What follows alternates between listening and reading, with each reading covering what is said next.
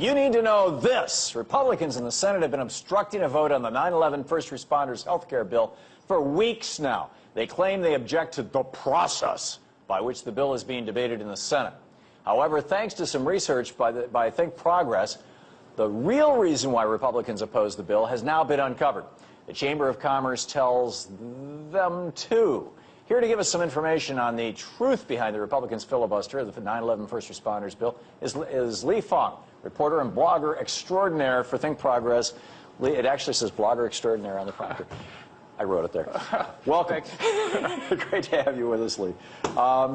Tell us, first of all, just frame the story. Give us the backstory here for people who may not have been following us. Sure. Well, you know, for years now, Democrats have been proposing a bill in Congress to compensate the first responders, the people who rushed to ground zero to dig bodies out of the rubble, to help folks that were injured, and also just clean up a lot of that mess. And because they inhaled a lot of toxins and other chemical substances, they've developed horrible complications, cancer, what have you. And what this bill does is basically help pay for the workers' comp, because a lot of these folks can't work, and also pay for some of their medical bills because they've developed various serious forms of cancer and other diseases.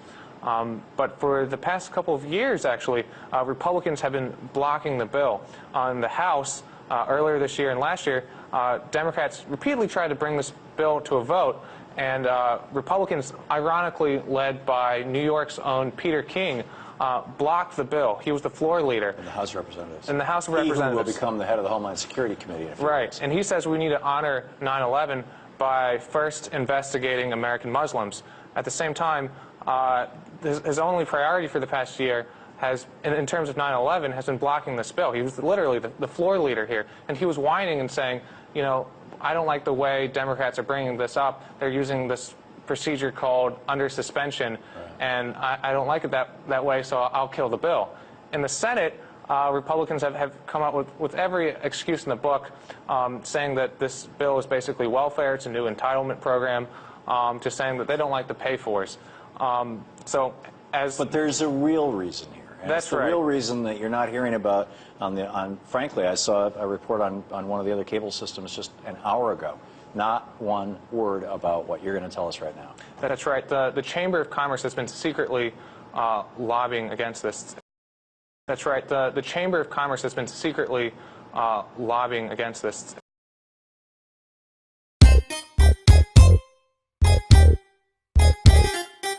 Can I have your attention, please? Can I have your attention, please? Will the members of the Chamber of Commerce please stand up? I repeat, will the members of the Chamber of Commerce please stand up? We've got new members here.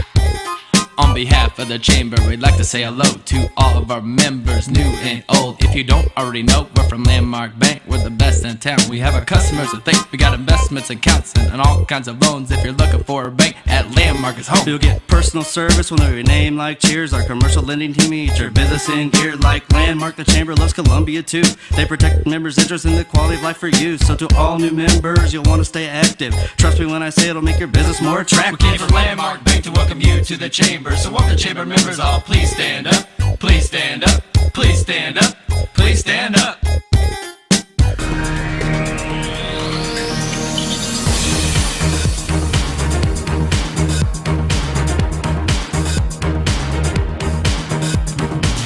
The Israel-America Chamber of Commerce, established in 1965, is dedicated to promotion and enhancement of the bilateral trade between America and Israel as an inherent national and strategic goal.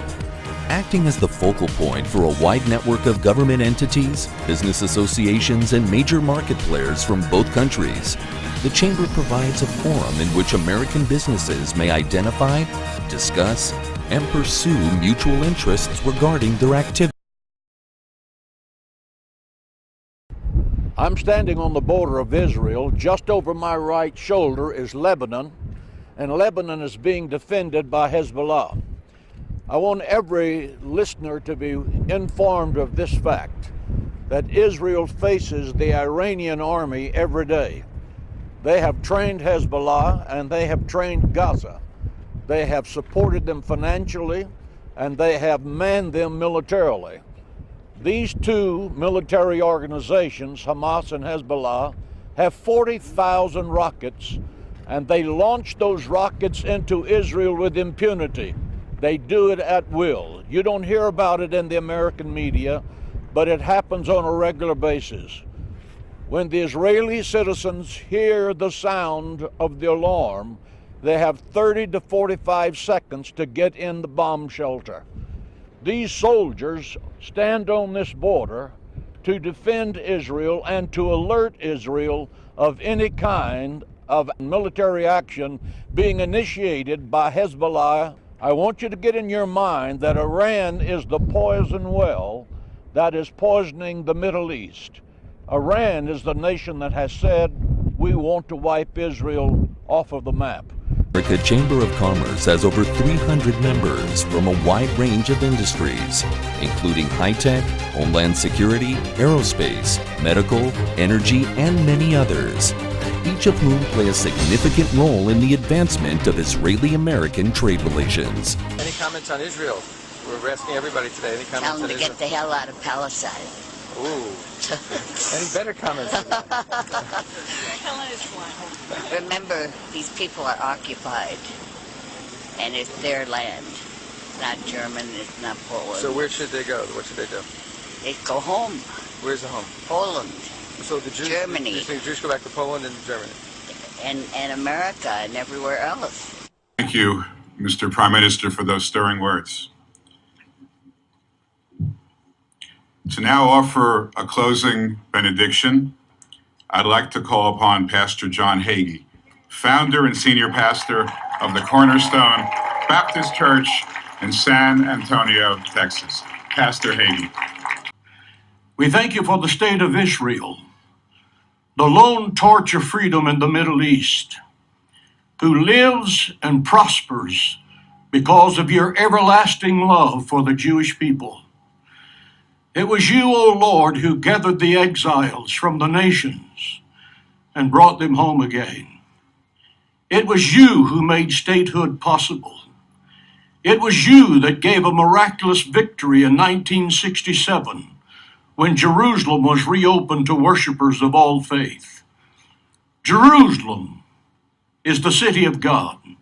Jerusalem is the heartbeat of Israel. Jerusalem is where Abraham placed his son on the altar of the Temple Mount and became the father of many nations. Jerusalem is where Jeremiah and Isaiah penned principles of righteousness that became the moral foundations of Western civilization. Jerusalem is where Messiah will come and establish a kingdom that will never end. We thank you, O Lord, for President Donald Trump's courage in acknowledging to the world a truth established 3,000 years ago, that Jerusalem is and always shall be the eternal capital of the Jewish people. And because of that courage of our president, we gather here today to consecrate the ground upon which the United States Embassy will stand, reminding the dictators of the world that America and Israel are forever united. To display its commitment and give homage to its members, each year the Chamber of Commerce honors companies and individuals whose outstanding activities have made an exceptional contribution towards Israel's economic growth, promoting the Chamber's vision of excellence and spirit of collaboration. If you go to the Middle East looking for oil, you don't need to stop in Israel. But if you're looking for brains, for energy, for integrity, for imagination, it's the only stop you need to make.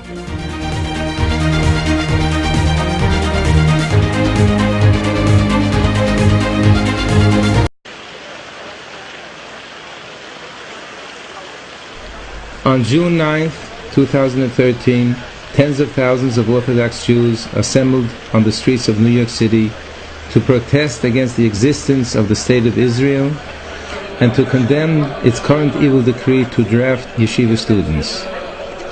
The mass demonstration took place in Federal Plaza Square in Lower Manhattan, where a huge platform had been set up for several hundred rabbis and leaders of communities. In front of the platform were seated hundreds of prominent and esteemed people. while the rest of the square was overcrowded with tens of thousands of participants. The first speaker began by expressing the pain of Orthodox Jews of the past decades since the establishment of the Zionist state, the State of Israel, because it is absolutely forbidden for Jews to rule over any part of the Holy Land ever since God sent the Jews into exile.